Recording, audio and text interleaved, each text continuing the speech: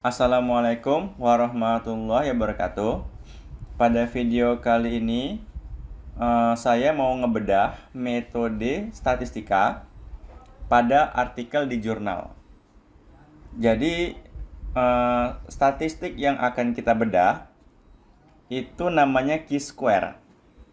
Jadi, Q-square ini statistik yang dihasilkan di software Smart PLS Q-square Q2. Jadi kegunaannya untuk mengevaluasi kekuatan prediktif model. Itu dia. Nah, di sini kita akan ngebahas artikel di jurnal, nama jurnalnya itu Data in Brief. Jadi Data in Brief ini masuk ke dalam terindeks Scopus Q2. Kita mulai aja langsung. Ini dia. Oke. Jadi kita akan membahas ukuran statistik yang bernama Q-square atau Q2. Jadi berikut contoh artikel yang isinya ada yang membahas Q-square. Jadi kita coba lihat artikelnya ya. Ini dia. Jadi artikel ini terbit pada tahun 2023, Agustus 2023. Ya, nama jurnalnya Data in Brief. Tadi dia masuk ke dalam Q2. Dia masuk ke Scopus Q2. Nah, pada artikel ini dia ada ngebahas nilai dari Q-square-nya. Kita lihat. Nah, ini dia. Ya, jadi kita mau ngebahas statistik namanya Q-square atau Q2. Oke, ini dia. Nah, ini dia. Jadi kalau kita lihat dari jurnal ini ya, dari artikel tersebut, ini Q-square. Jadi Q-square itu statistik yang mengukur prediktif relevance. Ya, di sini kan ditulisnya relevansi prediktif. Ya, seperti itu dia. Oke. Nah, sekarang kita coba bedah sedikit model dari penelitian ini.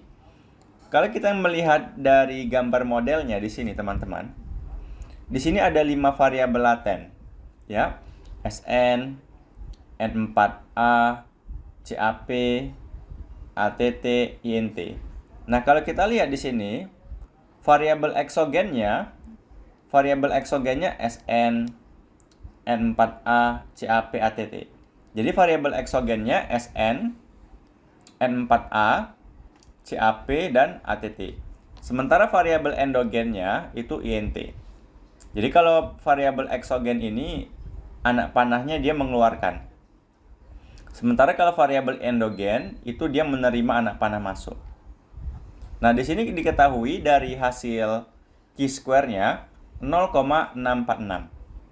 Nah, kalau kita ngebedah hasil dari artikel tersebut, kalau kita lihat artikelnya, isinya. Nah, ini dia Q-square-nya. Dia bilang Q-square kan nilainya 0,646. Nilainya itu juga tinggi, ya, tinggi. Yang mengindikasi memiliki relevansi prediktif yang baik. Ya, nah itu dia. Jadi hasil dari artikel tersebut Q-square-nya cukup tinggi ya, 0,646. Artinya mengindikasi good predictive relevance model. Modelnya itu memiliki relevansi prediksi yang baik, seperti itu dia. Nah, sekarang saya mau menunjukkan referensi yang membahas tentang Q-square.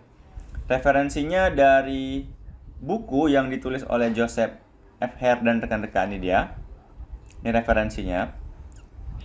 Nah, ini ternyata teman-teman, ini saya buat dalam bahasa Indonesia. Dari referensi ini saya buat dalam bahasa Indonesia seperti ini. Nah, ini kalimat bahasa Inggrisnya. Kalau kita artikan, jadi jika nilai Q-square-nya lebih besar daripada 0, itu menandakan variabel-variabel konstruk eksogen memiliki relevansi prediksi untuk variabel konstruk endogen. Nah, jadi pertama kita cek dulu nilai Q-square-nya itu lebih besar dari 0 atau tidak. Kalau nilai Q-square-nya lebih besar dari 0, itu menandakan variabel-variabel konstruk eksogennya memiliki relevansi prediksi untuk variabel konstruk endogen. Itu yang pertama.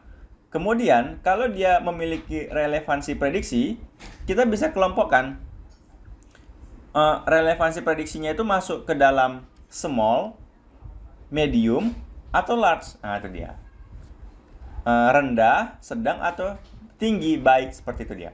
Nah, ini batasannya 0,02, 0,15, 0,35. Nah, ini saya buat ke dalam bahasa Indonesia. Jika nilai Q-square lebih besar atau sama dengan 0,02 dan lebih kecil dari 0,15, maka relevansi prediksinya itu tergolong kecil atau small. Ya.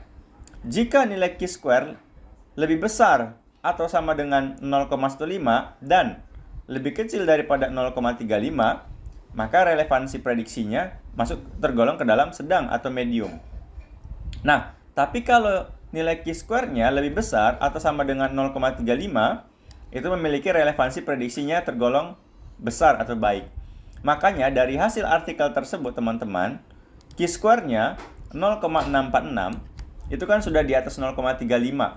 Berarti memiliki relevansi prediksi yang tinggi, large, baik, good. Nah, ini dia, seperti itu dia. Oke, seperti itu. Kita lanjut lagi. Ini dia yang tadi ya. Jadi, ya udah habis sih, seperti itu aja ya.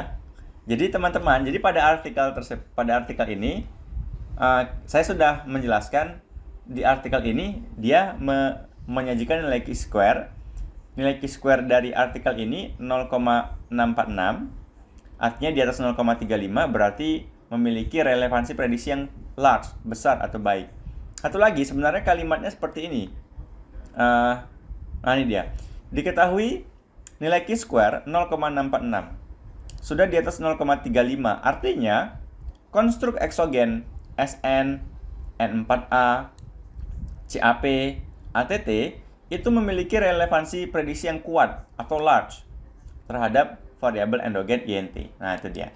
Jadi Q-square itu kegunaannya untuk mengevaluasi relevansi prediksi ya. Evaluasi kekuatan prediktif ya.